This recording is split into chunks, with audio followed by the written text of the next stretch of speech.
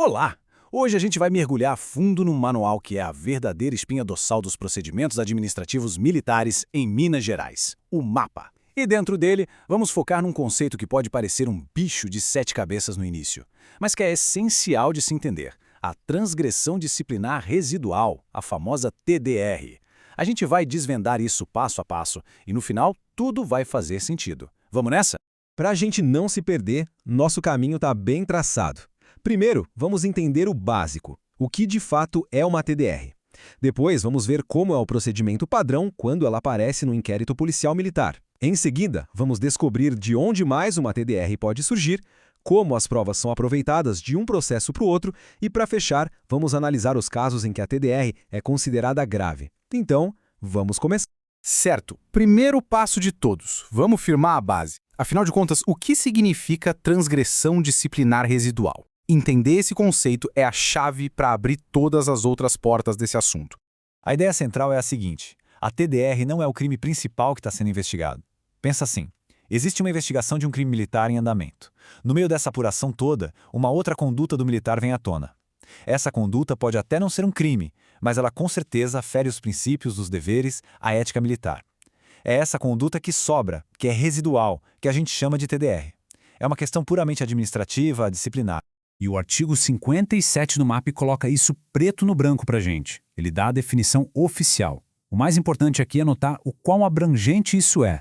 Uma TDR pode aflorar, como diz o texto, em vários momentos. Numa prisão em flagrante, durante um inquérito da própria Polícia Militar, no inquérito da Polícia Civil ou até mesmo um processo que já está correndo na Justiça. Basicamente, qualquer apuração formal de um crime pode acabar revelando uma TDR. Tá, mas quem é que oficialmente aponta o dedo e diz: olha, isso aqui é uma TDR? O mesmo artigo 57 dá duas respostas. A primeira pessoa é o próprio encarregado da investigação criminal, lá no relatório final dele. Ele pode concluir o inquérito e dizer: olha, sobre o crime é isso, mas além disso, eu identifiquei essa outra conduta aqui, que é uma falta disciplinar. A segunda possibilidade é a autoridade superior, o comando. Mesmo que o encarregado não aponte nada, na hora de analisar e homologar o inquérito, a autoridade pode identificar a TDR por conta própria. De um jeito ou de outro, a existência dela fica registrada.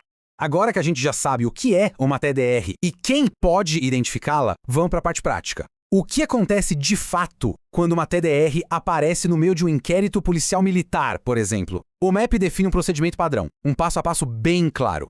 O artigo 58 é o coração desse procedimento. É um verdadeiro checklist de 5 passos que não podem ser pulados. Primeiro, a TDR tem que ser detalhada no relatório do inquérito. Segundo, a autoridade superior tem que concordar e registrar isso na sua decisão final, na homologação. Terceiro, um passo super importante, são tiradas cópias de todas as peças do processo que comprovam aquela TDR. Quarto, o processo criminal original, o inquérito, segue o seu caminho normal para a Justiça Militar. E quinto, usando aquelas cópias, a administração instaura um processo disciplinar novinho em folha, seja uma sindicância ou um PAD, só para apurar aquela TDR. Só que nem todo caso precisa de toda essa estrutura. O artigo 58 tem uma válvula de escape para situações mais simples. Se a TDR for de menor complexidade e envolver um único militar, a administração pode optar por um caminho mais rápido, o processo de comunicação disciplinar, o PCD. É a diferença entre um processo mais formal e robusto, como o PAD, que exige portaria e toda uma formalidade, e um procedimento mais enxuto, pensado para dar agilidade. Bom, até agora, a gente falou de TDRs que surgem, digamos, dentro de casa, em apurações da própria instituição militar. Mas e quando a conduta antiética de um militar aparece numa investigação da Polícia Civil ou num processo lá na Justiça Comum? O MAPA também pensou nisso. É aí que entra o artigo 59. Ele deixa bem claro que uma TDR pode sim vir de fontes externas, como um inquérito da Polícia Civil ou um processo judicial comum.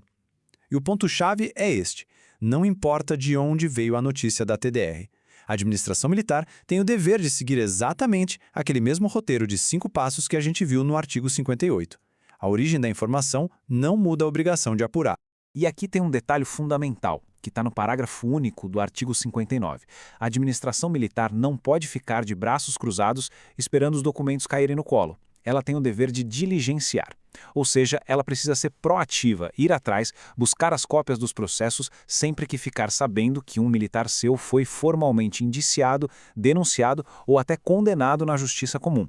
É uma postura ativa para garantir que nenhuma falta disciplinar fique sem a devida apuração. Certo. Agora a gente entra num ponto nevrálgico: as provas. Pensa comigo. Se já existe um processo criminal cheio de depoimentos, documentos, perícias, como é que isso pode ser usado no processo disciplinar da TDR? Dá para simplesmente pegar tudo e usar de novo? O artigo 60 dá a regra geral. Sim, as provas do processo criminal podem e devem ser aproveitadas. Isso se chama princípio da economia processual. Não faria o menor sentido fazer todo um trabalho de coleta de provas que já foi feito. Mas, e esse mais é importante, não é um simples copia e cola. Existem regras bem claras para garantir a legalidade e a justiça nesse aproveitamento. E essa é exatamente a pergunta que o mapa se preocupa em responder. A resposta rápida e direta é não. O fato de um depoimento existir lá no inquérito criminal não o transforma automaticamente em uma prova irrefutável no processo administrativo. Existe um procedimento que precisa ser seguido para validar essa prova no novo contexto. E essas regras dão todas no artigo 60. Para que um depoimento do processo criminal valha aqui, a testemunha precisa ser chamada de novo. Ela vai poder confirmar o que disse ou até mesmo corrigir, retificar. Isso garante o direito à ampla defesa. Outra coisa, o foco agora é outro. Só interessam as testemunhas que têm algo a dizer sobre a falta disciplinar, a TDR, e não necessariamente sobre o crime em si. Quem não tem nada a ver com a TDR é simplesmente desconsiderado. E a regra de ouro: a decisão final do processo disciplinar não pode se basear em nenhuma prova que foi descartada no caminho. Agora, a gente chega no topo da pirâmide da gravidade. Porque claro que nem toda a TDR é igual. Existem aquelas que são tão sérias, mas tão sérias, que não afetam só o militar, mas arranham a imagem de toda a corporação. O que o mapa diz sobre esses casos? O artigo 61 usa uma linguagem muito forte, e não é por acaso. Ele fala de condutas ofensivas à honra ou ao decoro da classe. Aqui, a gente não está falando de um erro qualquer, mas de um ato que abala a reputação, a confiança que a sociedade deposita na instituição. E o artigo é claro: nesses casos, a simples existência dessa TDR grave já é motivo suficiente para levar o militar aos processos mais sérios que existem, como o PAD, o PADES ou o PAI. E aqui a gente vê a engrenagem funcionando de forma eficiente.